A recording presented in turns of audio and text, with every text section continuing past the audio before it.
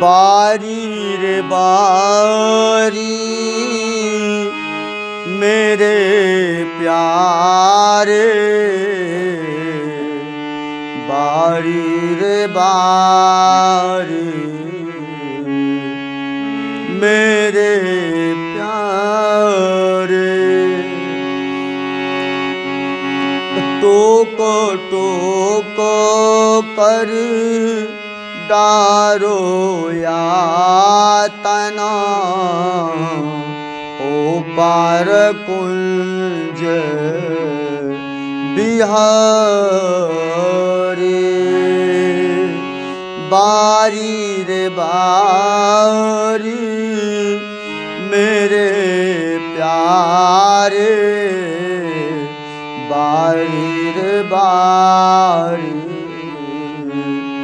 मेरे प्यारे। सुंदरी स्वरूप श्याम श्याम जी को फेर फेर जाऊं बलिहारी। इन दो स्वरूप दया करी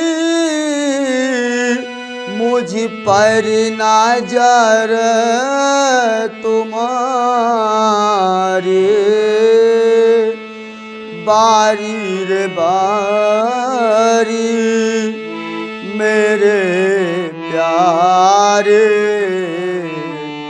बारी रे बारी मेरे प्यारे।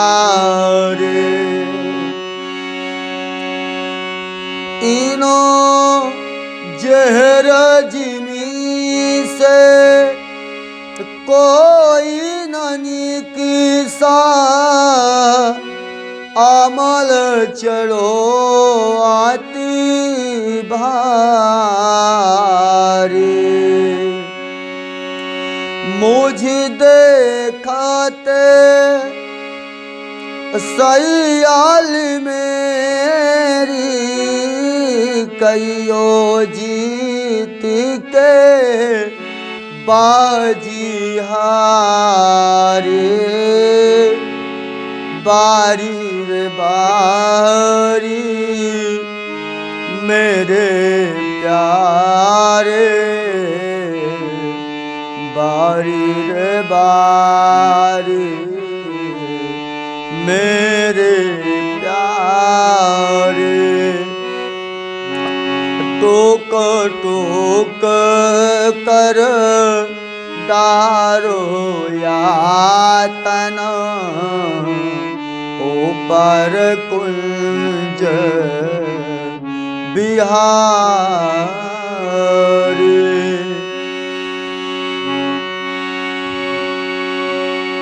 कारी कुमती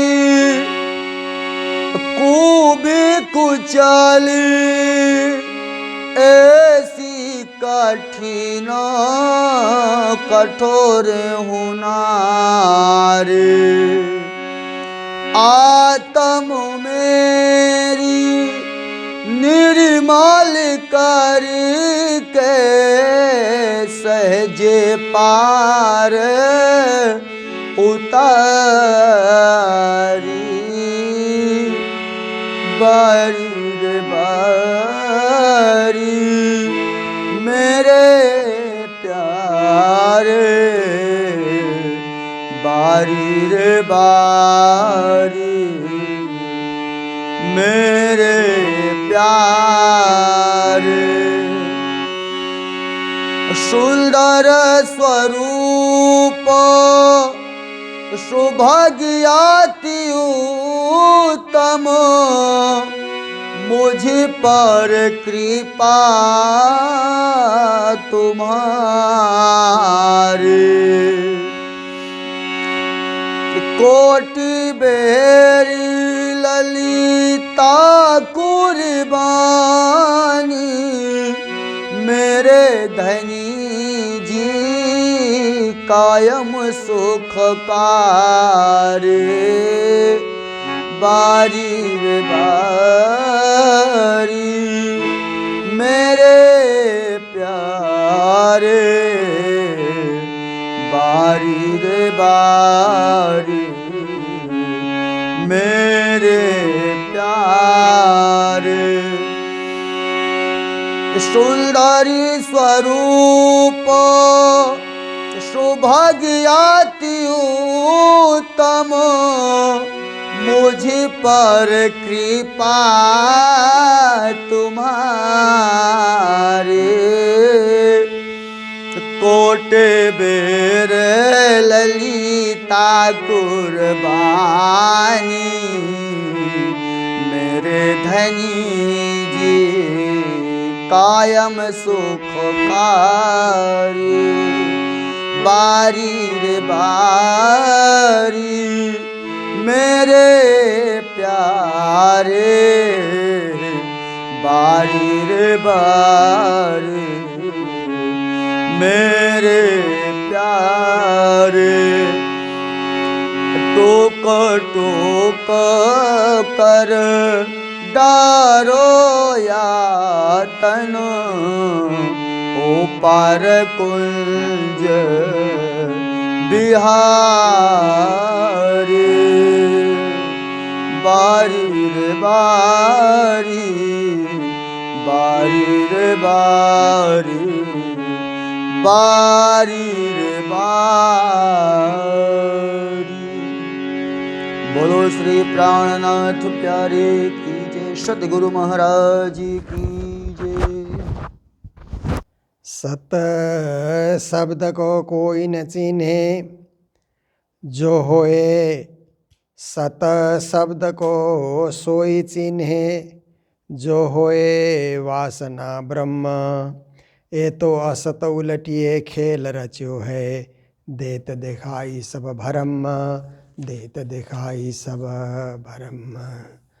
बोलो कृष्ण कन्हैया लाल की, श्री निजानंद स्वामी की, श्री प्राणनाथ प्यारे की, महारानी बाईजुराज की, महाराजा छत्रसाल की, गुरुजी मंगलदास महाराज की, बाबा दयाराम साहेब की, परमहंस राम रतन दास महाराज की, श्री कृष्ण प्रणामी धर्म की, तीनों पुरी धाम की, सर्व सुंदर साथ की।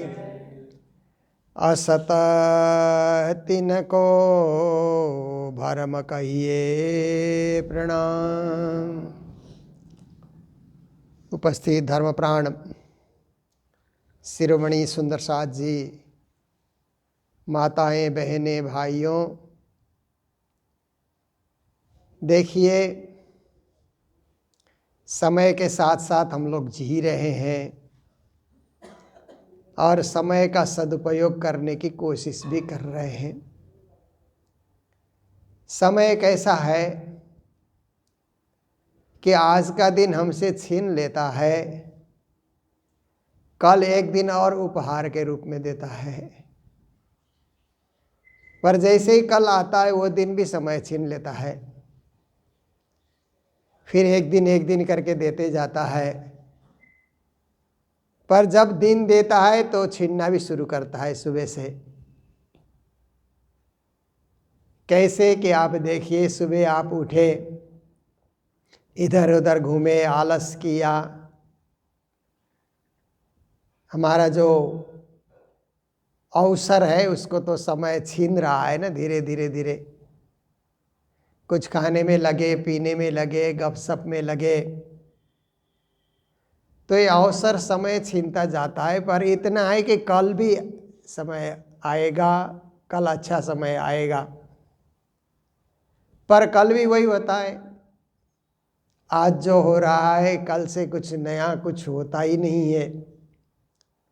पर ज्ञानी लोग सोचते हैं कि आज से कल अच्छा, कल से परसों अच्छा, अच्छा से अच्छा हम करते जाएंगे, हर रोज़ को शुभ बनाएंगे, मंगलमय बनाएंगे, सत्कार्य में लगाएंगे। जैसे श्री जी ने कहा ना, खिन एक लेऊं लटक भजाए, जन्मत ही तेरो अंग झूठो, सो देखत ही मिट जाए। कहते हैं जीवन के क्षण क्षण को सत्कर्मों में भजा लेना। कल क्या करना है आज ही से प्लानिंग कर देना, क्योंकि जानकार लोग प्लानिंग से काम करते हैं तो काम अच्छा हो जाता है। अनजान लोग का उनके पास कोई प्लानिंग नहीं होती है, कल क्या करना, सुबह उठ के क्या करना, कोई रूटीन भी नहीं होती है। व्यस्त तो होते हैं पर फल कुछ नहीं निकलता, बस व्यस्त है इतना ही रहेगा, पर उसका निष्कर्ष कुछ नहीं सामने आता है। तो आप देखिए कि जीवन को सजाना, जीवन को सुंदर बनाना, जीवन को सद्भागी बनाना, ये क्या है, हमारी सोच पे निर्भर करता है, विचार पे निर्भर करता है। विचार हमारा सुदृढ़ है तो सब कुछ हम कर सकते हैं। विचार में सुदृढ़ता नहीं है तो व्यस्त है। और हम किस काम के लिए व्यस्त हैं उसका कोई मूल्य हमें पता नहीं है। बस हर व्यक्ति कहता है ना, हम व्यस्त हैं, परंतु किस काम के लिए हम व्यस्त हैं? ऐसे व्यस्त भी किस काम का कि हम अपने धनी के आगे 2 मिनट समय नहीं दे सकते। धनी के धाम में, धनी की लीला में, धनी के ज्ञान में, धनी की भक्ति में 2-4 मिनट भी हम नहीं दे सकते, तो ऐसी व्यस्तता भी किस काम की। इसलिए समय ने जो हमें जीने के लिए इतने दिन दिए हैं, परमात्मा ने भी हमें अवसर दिया है जीने के लिए। उस अवसर का सदुपयोग हो और व्यक्ति सोचे कि आज एक काम करके ही मुझे दिन गुजारना है, एक अच्छा काम करके आज दिन गुजारना है, हमें एक अच्छा हो जाए। बाकी तो घर गृहस्थ के काम तो होते रहते हैं, पर एक धर्म का कोई एक अच्छा काम हो जाए। हम मंदिर में सेवा कर सकें, समाज की सेवा कर सके, गरीब दुखी की सेवा कर सके। चलो नहीं कर सके, परिस्थिति ने नहीं दिया, तो एक चौपाई पढ़ सके, एक चौपाई का मनन कर सके, एक भजन गा सके, कुछ भी एक काम मेरे से आज अच्छा हो। एक काम अच्छा होगा तो सारे बुरे काम ढक जाते हैं, क्योंकि एक अच्छा इतना प्रभावी होता है कि बहुत सारी बुराइयां अपने आप ही दूर हो जाती है। जैसे एक दिया अच्छा जलता है ना, तो सारा अंधेरा अपने आप ही दूर हो जाता है। अंधेरा तो अथाह है, पर एक छोटा सा दिया भी जला हम सके तो अंधेरे से निकलने के लिए हमें मौका मिलता है। तो ऐसे ही दिया जलाने वाली बात, चौपाई के बाद चौपाई, प्रसंग के बाद दूसरा प्रसंग, प्रकरण के बाद दूसरा प्रकरण श्री जी महाराज हमें प्रस्तुत किए जा रहे हैं, और हम उनका अवलोकन करते हैं, आस्वादन करते हैं, मनन करते हैं, जीवन में उतारने के लिए प्रयास करते हैं। ये हमारा नित्य का चर्या बन गया है, नित्य का नियम बन गया है। तो वही प्रकरण चल रहा है, और आज इस प्रकरण को हम पूर्ण भी करेंगे कि मस्कत में श्री जी पधारे हुए हैं। मस्कत जाने का एक कारण तो महारानी बाईजूराज को सकुशल वापिस लाना है, पर एक कार्यार्थम आगत्य कोटि कार्यम चकारा। कोई भी महापुरुष, अवतारी पुरुष एक कार्य कारण के लिए पधारते हैं, अनेक कार्य करके जाते हैं। प्राणनाथ जी को वहाँ के लोगों को भी धर्म का संदेश देना है, जगाना है, और वहाँ की भीड़ को भी संबोधन करना है। वहाँ की भीड़ नहीं जागी तो विश्व की कहीं की भीड़ कभी न कभी तो जागेगी। संदेश ऐसा अमर होता है कि आज के आज कोई नहीं जागा तो कालांतर में भी कोई जाग सकता है। ये तो अमर वाणी है, और अमर वाणी किसी भी किसी को अमर कर सकती है।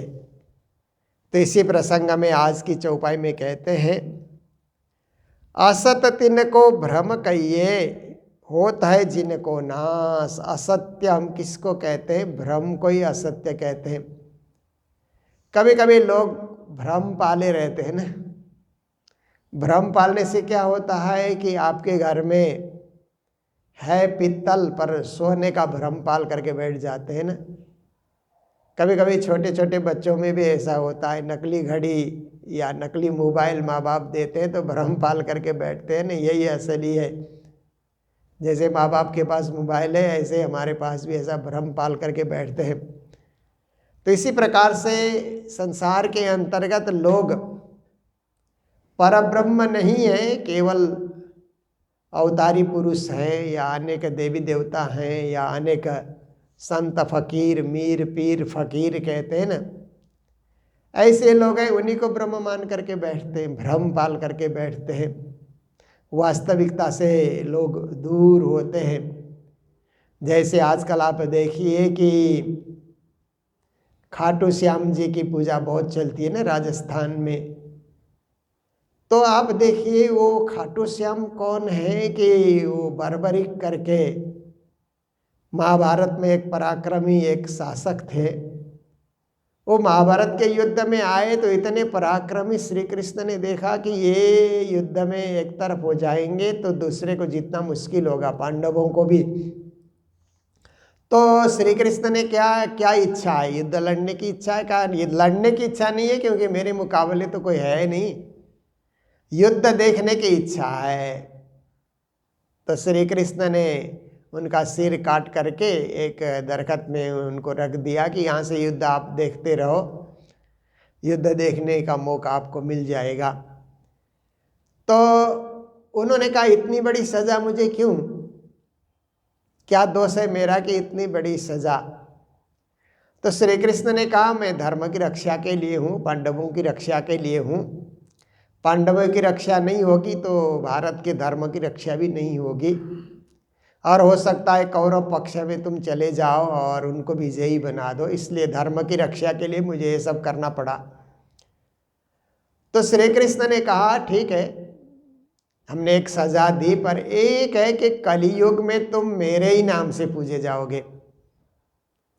मेरा नाम एक श्याम भी है, तो श्याम नाम से तुम कलियुग में पूजे जाओगे, तुम्हारे सिर की पूजा होगी और मेरी तरह ही तुमको भी मान सम्मान मिलेगा। तो उन्हीं बर्बरिक को खाटू वाले श्याम के रूप में आज बहुत सारे श्रद्धालु पूजते, पैदल भी लोग चल करके जाते, इतनी श्रद्धा से लोग वहाँ पर पहुँचते हैं। तो ज्ञान की दृष्टि से देखो तो ठीक है, पर असली श्याम कहाँ गए फिर? असली श्याम से तो जुड़ाव कम हो गया।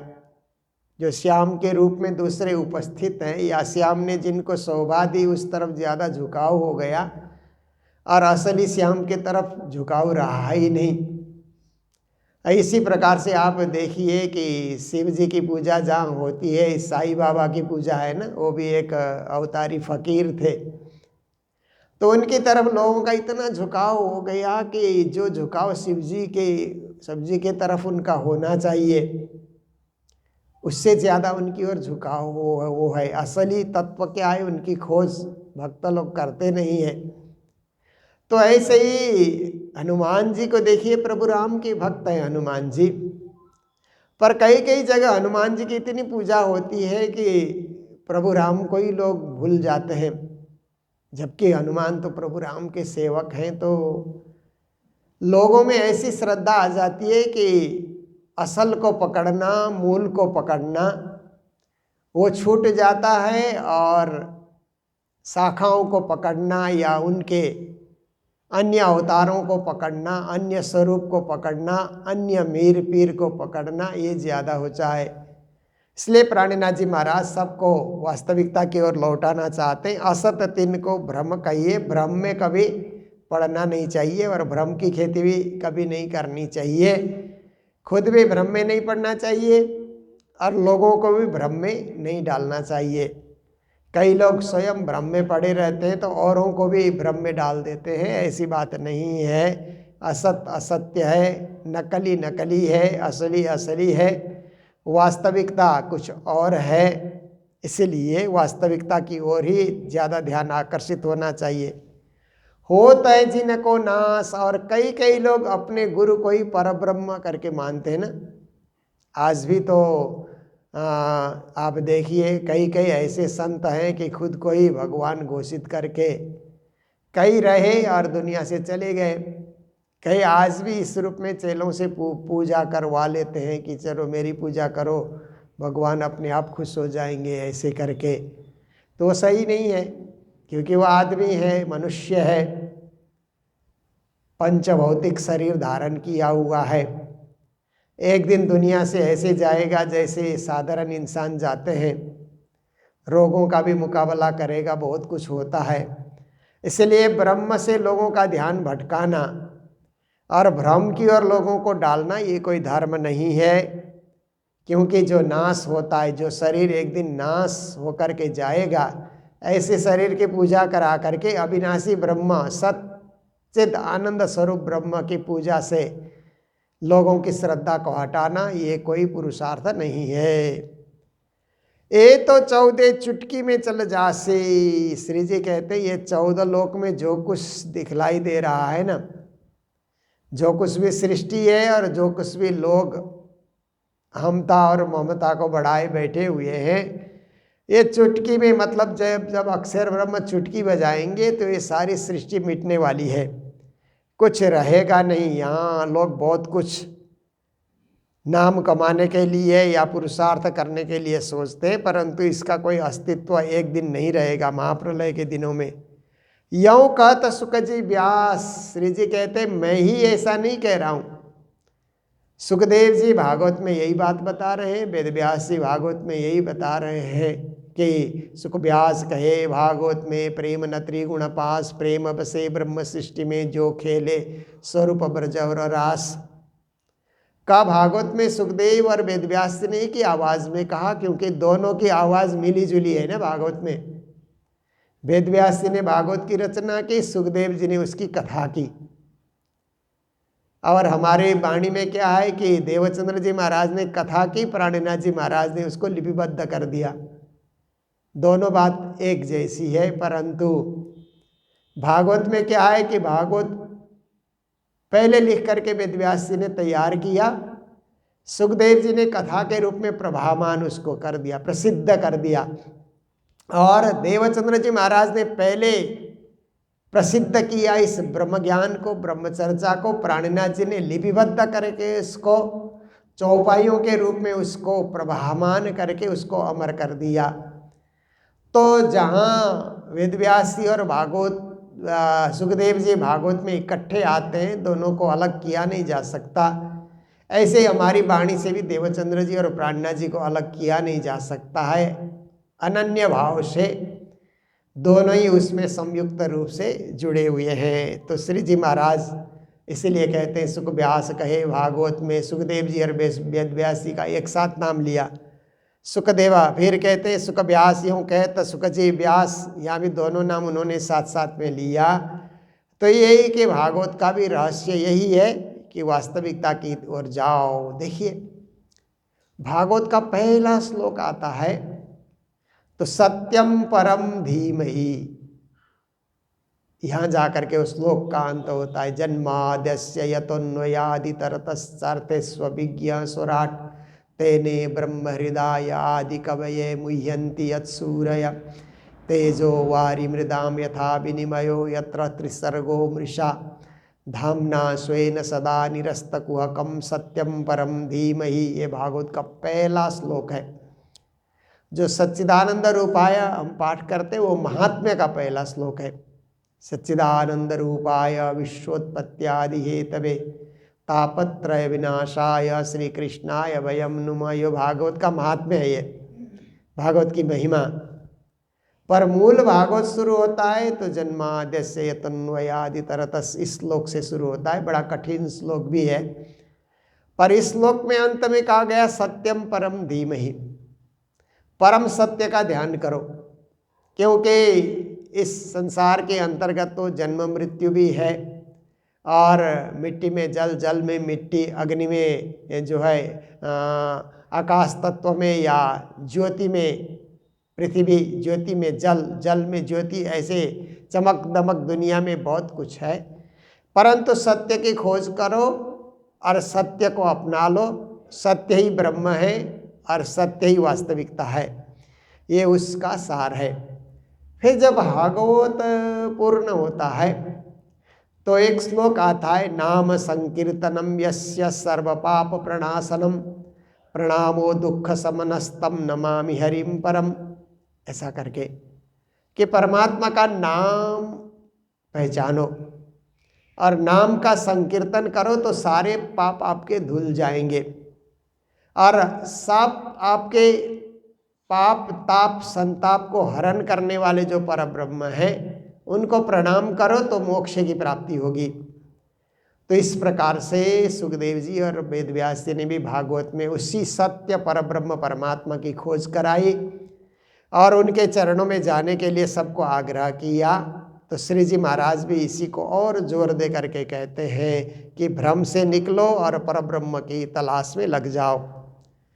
तो उलट या को पीठ दे, फिर कहते हैं कि अरे जीव, संसार को उलट करके, अभी तो हमारा झुकाव संसार की ओर है ना, संसार की ओर हमारा आकर्षण है, मैं, मेरा, घर, व्यापार, परिवार, पर कोई समय ऐसा आए कि इससे उलट जाओ, मेरे धनी, मेरे राज, मेरे पिया, ऐसा करके उस तरफ आपका झुकाव ज़्यादा हो जाए, मेरा परम धाम, मेरा 25 पक्ष्य। तो इस तरह से संसार से विचारों को उल्टा देना होगा। जैसे जैसे उम्र बढ़ती जाती है तो संसार का आकर्षण कम और धनी का आकर्षण ज़्यादा होना चाहिए कि मेरे तो धाम धनी है। और परिवार वाले ना सुने तो भी चिंता नहीं करनी चाहिए, क्योंकि ये ज़्यादा सुनेंगे तो मोह के आकर्षण में मैं बंध जाऊंगा। इसलिए मेरे धनी मेरी बात सुने, जितना दुनिया से मेरा जो है निवृत्ति हो जाए उतना मेरे लिए बंधन छूट जाएगा, ऐसा ही ध्यान रखना चाहिए। श्री जी कहते तू उलट या को पीठ दे, संसार को पीठ भी दिखा दे। जिसे आप देखिए कि सूर्य को पीठ दिखाते हैं तो जगत को हम देखते हैं ना, सृष्टि को देखते हैं, सृष्टि को पीठ दिखाते हैं तो सूर्य दिखते हैं ना। तो ऐसे ही हम मोह माया को पीठ दिखाएंगे तो धामधनी सामने दिखेंगे, और धामधनी को पीठ देंगे तो मोह रूपी संसार दिखलाई देता है। तभी श्री जी ने और एक जगह कहा, पीठ दे तिन पीयू को करे ऊपर को रंगा। अरे जीव, धनी को पीठ दिखा करके माया के रंग में तू रंग रहा है तो धनी के सन्मुख हो जाना। ब्रह्म सृष्टि उसी को कहा जाता है ना, साहेब सो सन्मुख सदा, ब्रह्म सृष्टि की ये रीत। ब्रह्म सृष्टि की रीति है कि धनी के सन्मुख रहे, हमेशा धनी से विमुख न हो। कभी धनी से विमुख होने के लिए हम कोई ऐसा कार्य करें ही ना। तो इसके लिए मैंने बहुत लोगों को देखा कि मंदिर दर्शन करने आते हैं तो राज्य को पीठ नहीं दिखाई जाती है, ऐसा करके पीछे पीछे होते हुए जाते हैं ना, ऐसे कई कई जगह मैंने देखा है। ऐसे भी कोई बात नहीं है, आपने यहाँ तो पीछे पीछे कर लिया, राज्य की तरफ ही अपना चेहरा रखते हुए आप पीछे चलते चले गए, पर राज्य को विचारों में हम रखेंगे। राज्य को जब हम अपने दिल में रखेंगे तो राज्य सब जहाँ जाएंगे वहाँ राज्य सामने ही होंगे, राज्य कभी पीछे होंगे ही नहीं, और हमेशा साहब हमारे सन्मुख ही रहेंगे। उनको याद करके जो भी कदम आगे बढ़ाएंगे तो हमारे सन्मुख ही रहेंगे। तो कहते हैं कि प्रेम खेले पियासो रंगा, वो आए मिलेंगे आप ही जासो तेरा है सनमंदा। अब ये गजब की बात श्री जी ने बताई कि हमको जाना नहीं पड़ेगा, वो आ कर के मिलेंगे, वो लेने आएंगे। जिससे हमने संबंध जोड़ा वो खुद ही हमें लेने आएंगे, हमको दौड़ कर जाना नहीं होगा, वो आएंगे। पर वो आए इसके लिए हमारी तैयारी अच्छी होनी चाहिए।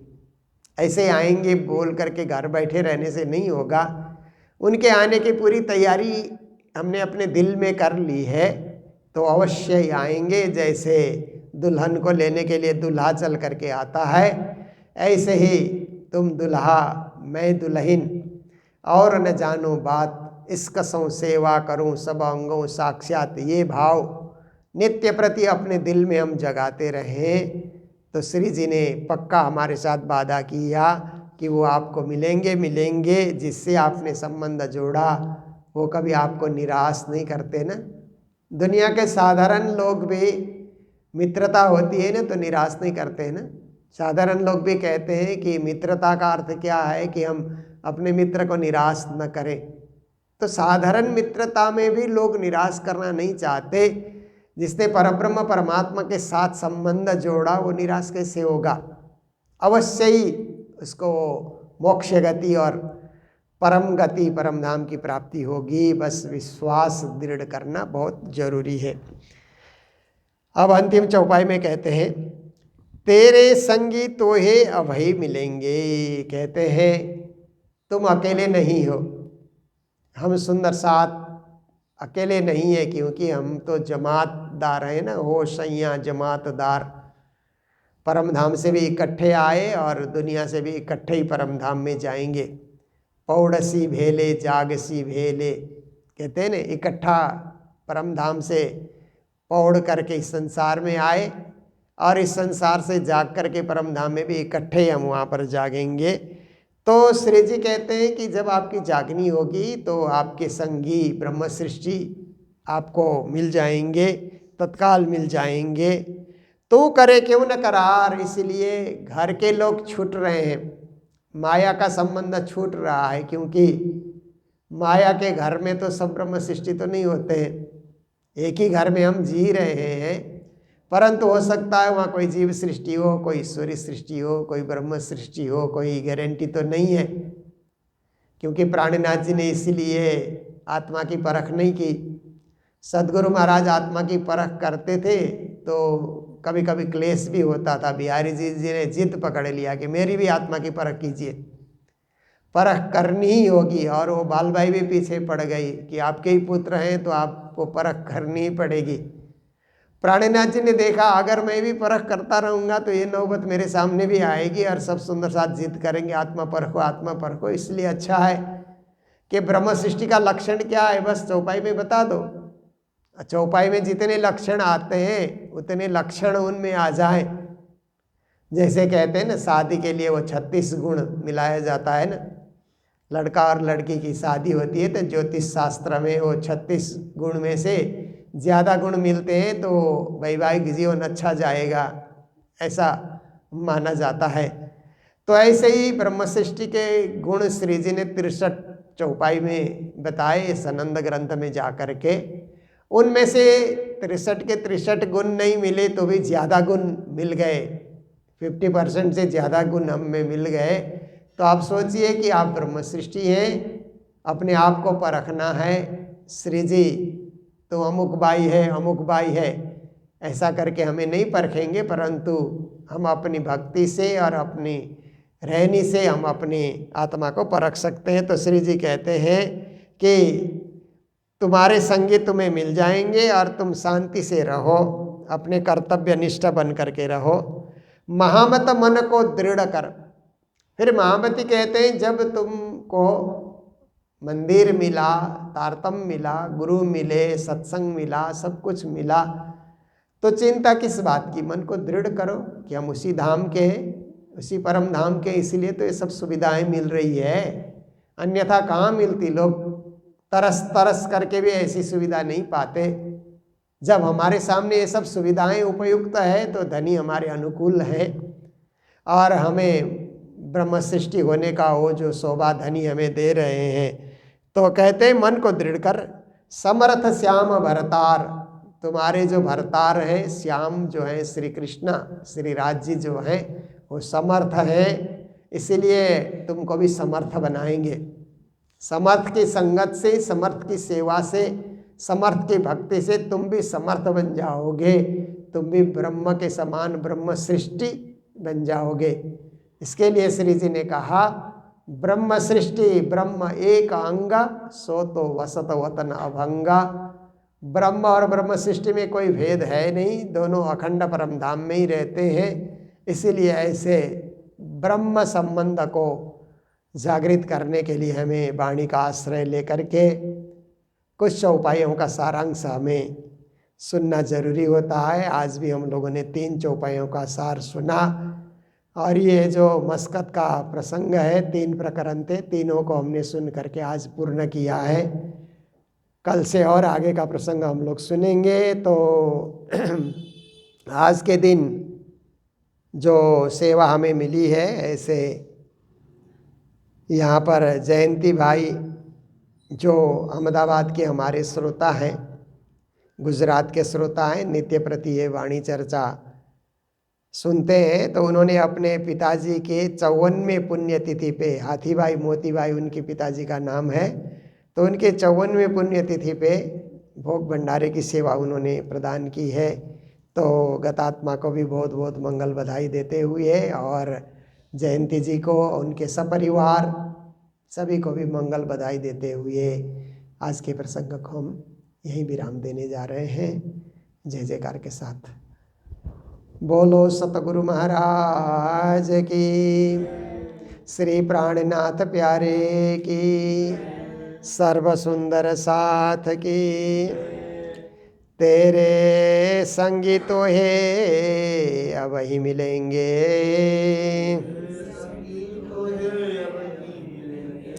तू करे क्यों न करार, महमत मन को दृढ़ कर, समर्थ श्याम भरतार, समर्थ श्याम भरतार। बोलो श्री प्राणनाथ प्यारे की, श्री धाम के धनी की प्रणाम।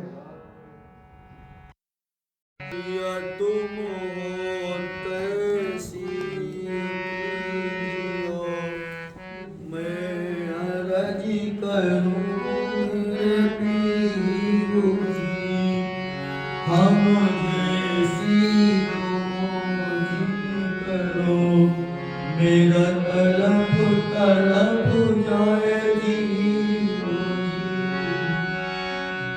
जीवना तो जीवे नहीं तो मीठे दिल की प्यास जिया तो बिना बिना सो तुम हो मेरी आस आज पियानी को करूं पिया जो कोई दूसरा हो पिया सब विधि पिया जी शाम रख दिन रैन जात रोए रोए पिया जन्मवती जो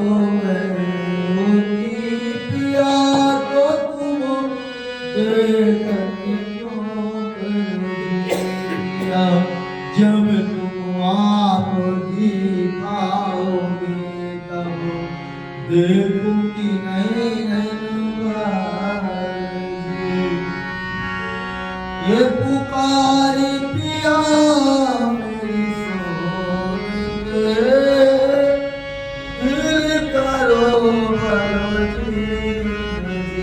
पिया छन छन खबर आरती करो दुल्हनी पिया एक अरजी में तो करो पिया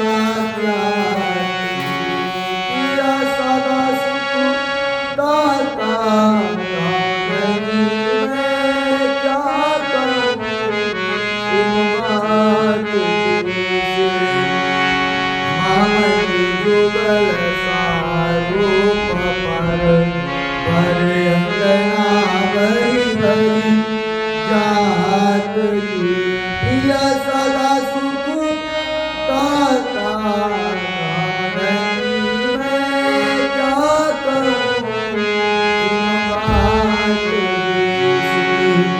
मामती जुगल स्वरूप पर बड़ी बड़ी बड़ी जात पिया तुम जियो मैं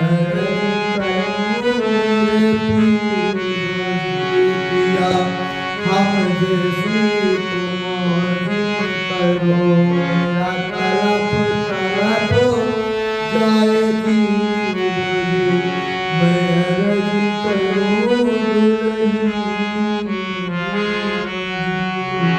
बोलो श्री प्राणनाथ प्यारे सतगुरु महाराज की कृष्ण कन्हैया लाल की